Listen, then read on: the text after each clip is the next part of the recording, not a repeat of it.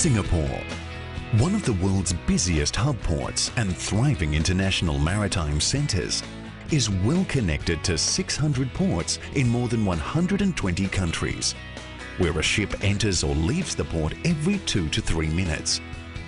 There are about 1,000 ships in the port at any point in time. With a steady growth in trade and maritime activities over the years, the Port of Singapore has been experiencing an upward trend in shipping arrivals and is constantly evolving to keep up with the ever-growing demand. Playing an integral role in the hub port ecosystem, the Singapore bunkering industry is a multi-billion-dollar sector which generates wider economic spin-offs for the economy.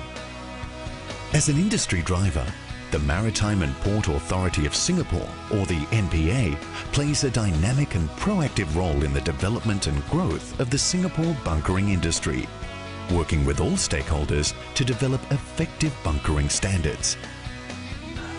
The Singapore Standard for Bunkering lays down the operational requirements and procedures for bunkering.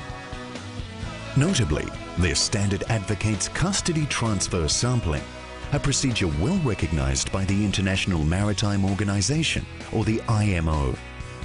This standard also spells out the proper procedures for bunker quantity measurement. Singapore is also the first in the world to develop the Quality Management for Bunker Supply Chain, or QMBS, which is aimed at assuring bunker quality and quantity. As an industry leader, Singapore is often regarded as a role model. The International Organization for Standardization, or the ISO, has acknowledged this role and adopted Singapore's bunkering standards as benchmarks in the development of international standards. With such recognition, it is no wonder that over 30 million tonnes of bunkers are transacted in the Republic every year, affirming the Port of Singapore as a leader in efficient and quality bunkering services. The MPA also puts in place measures to ensure high industry performance. The accreditation scheme for bunker suppliers recognises quality bunker suppliers in the Port of Singapore, whilst the standards for port limit bunker tankers and the gate system helps maintain a modern, efficient and environmentally friendly fleet of bunker tankers in the Port of Singapore. To enhance the attractiveness of lifting bunkers in the port, the MPA also sets aside dedicated sea space in the form of special bunkering anchorages, with attractive port dues rates and pilotage exemption granted. This scheme is also made convenient with an electronic booking and allocation system and simplified port clearance procedures. The success of the Singapore bunkering industry is made possible by the strong industry partnership and collaboration. The MPA adopts active industry consultation and discussions by providing invigorating platforms for stakeholders to engage in continual upgrading and enhancement of the Singapore bunkering industry.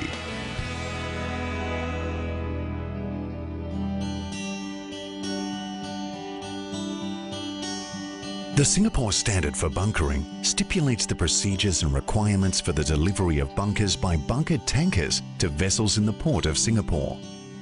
This includes documentation, equipment and verification checks covering the pre-delivery, actual delivery and post-delivery of bunkers.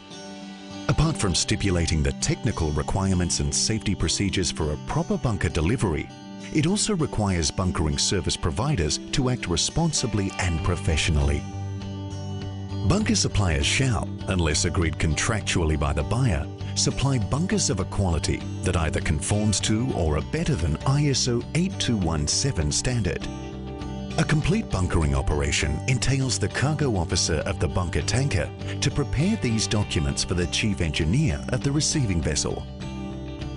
Pre-delivery safety checklist, bunker requisition form, non-cargo tank declaration or inspection form, tank gauging and calculation form, and bunker delivery note.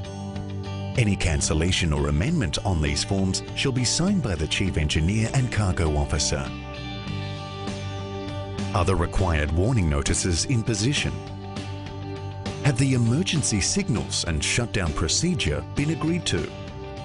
Is there safe access between the bunker tanker and receiving vessel?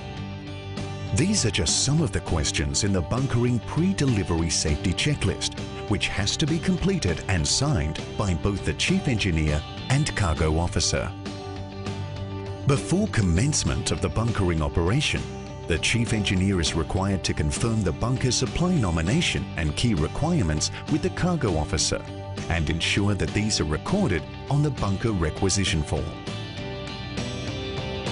The non-cargo tank declaration form is a declaration by the Cargo Officer on the contents and measurements of non-cargo tanks and spaces on board the bunker tanker.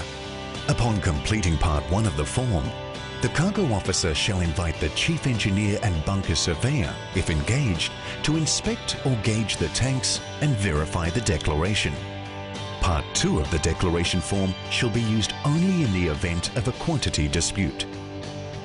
The opening and closing tank gauging and all cargo temperature readings shall be witnessed by the Chief Engineer and Cargo Officer and recorded on the tank gauging and calculation form.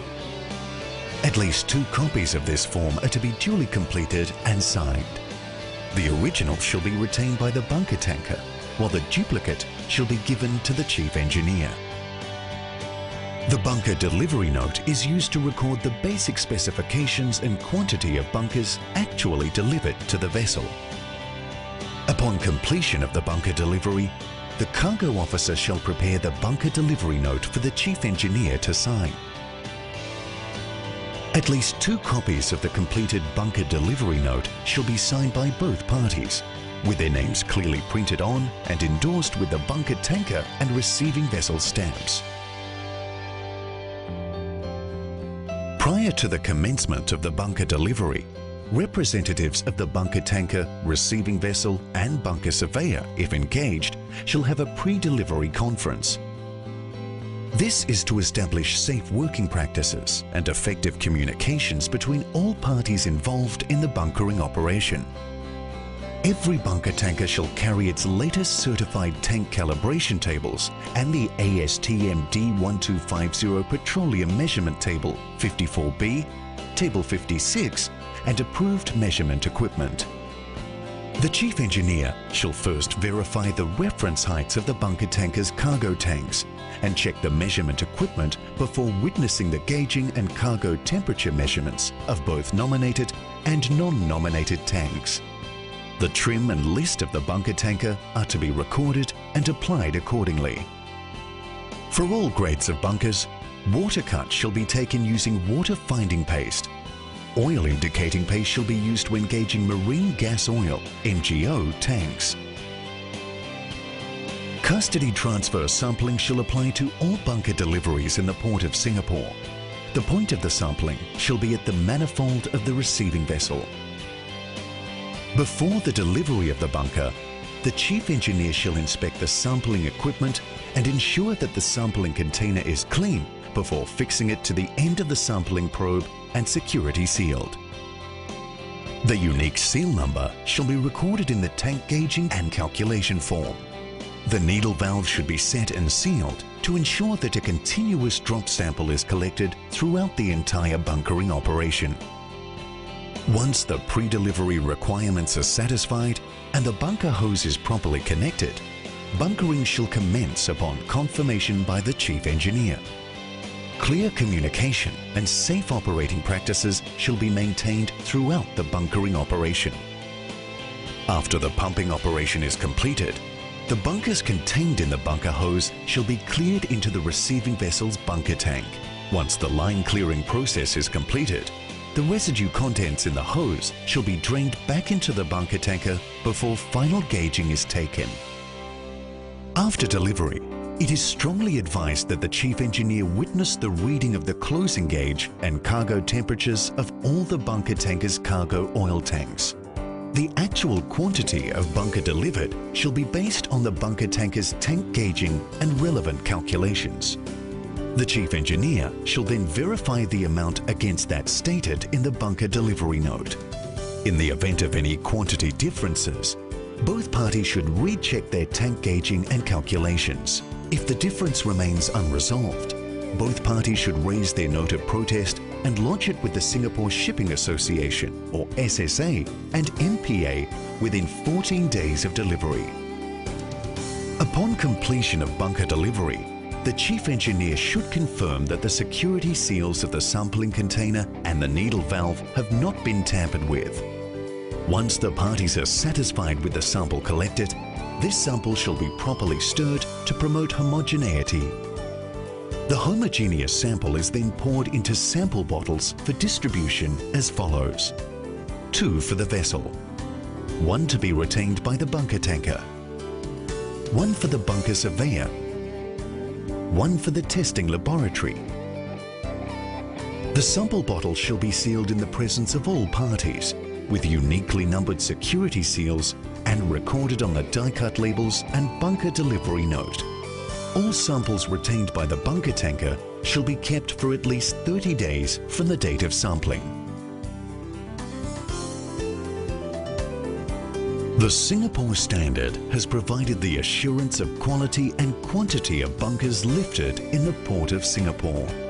The standard is reviewed regularly by the MPA, SSA, Spring Singapore, and various stakeholders from the industry, so as to ensure it remains relevant and effective to further entrench Singapore's premier bunkering position in the world.